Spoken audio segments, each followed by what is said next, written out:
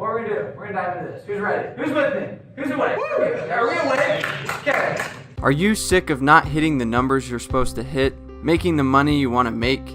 Door to Door is a professional collaboration to up-level and bring honor and dignity to direct sales. So what I'm doing is helping really unify and up-level, and that's the mission. And I started, and why did I do that? Is because that's all I've done since I was 11. I try to cater it to you guys. So the votes are recruiting, sales, or leadership and systems. And determining what you guys vote is kind of where I'm going to spend most of my time. But here's the point. The structure with this whole 10-50-50 split, and I'm not going to dive much into commissions, is broken because there's no margin for growth. There's no difference between whether I just got here or I'm here 10 years.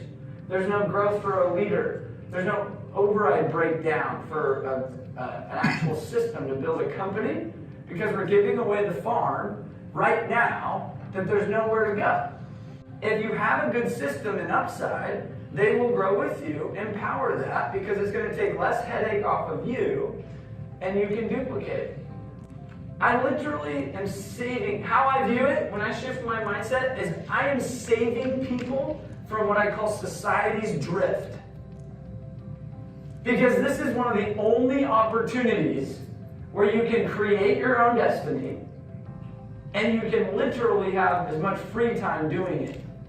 Guys, I've studied the millennial mind. Raise your hand if you're a millennial. Millennial? We got a millennial? Oh my goodness. They want to go to Bali for a month, don't they? They want to be free-spirited. They want to just like make an impact. They want to do something. They want to like somehow have more Instagram likes and don't care about their bank account. Right? They're like, it's true though, right? They care more about how many views their video had than their paycheck. It's crazy.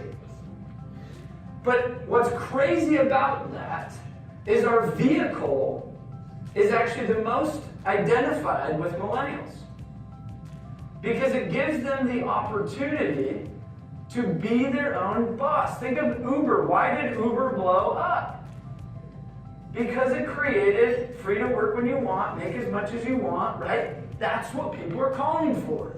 Yet you have a vehicle that you're hiding from a generation.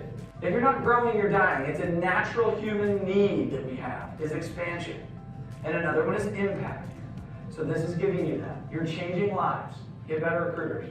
And so your system to get them up to speed struggles. So it's how do you sign them, train them, and get them paid. So I like to have some kind of checklist that says, okay, you finished this, you did this, you did this, you did this.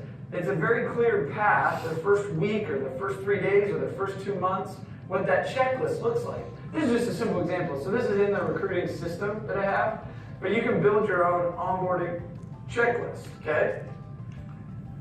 The second secret number 4 is have the right sales training and system to get them up to speed. So yesterday Adam talked about I recruit all-stars.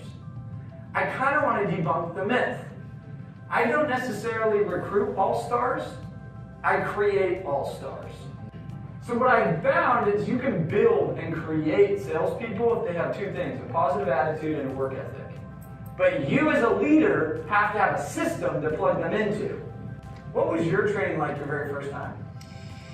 Oh man, go out, knock it, not even a half an hour with my trainer, maybe, all right? And then he's like, all right, you figured it out, and I started out with the ADT security systems, and I go and I knock my first door, whatever, and she's like, oh, it's actually my parents' house, but if you leave me your number, well, I'm sure they'll call you back. I run back to my trainer, I'm like, got a deal.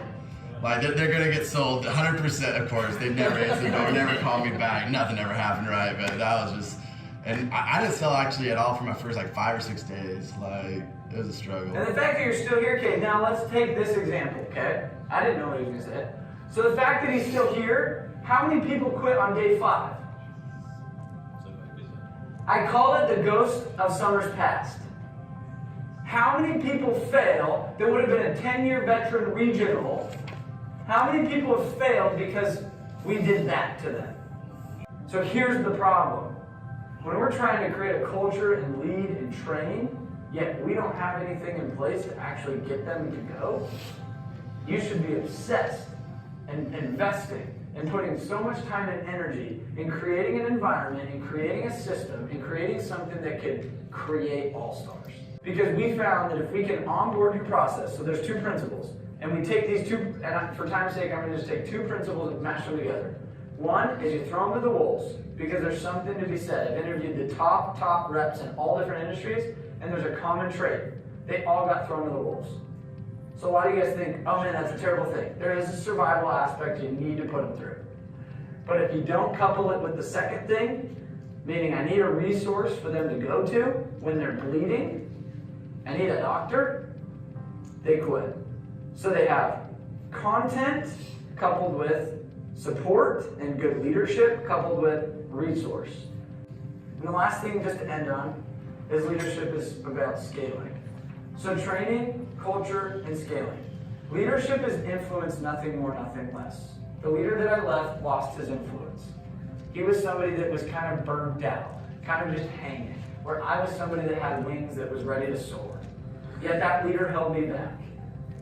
So I had to go somewhere they were going to let me soar. And guess what I did the next year? I did 150, guess what I did the next year?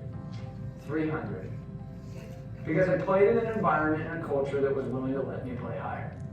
And I was able to tap into my full potential.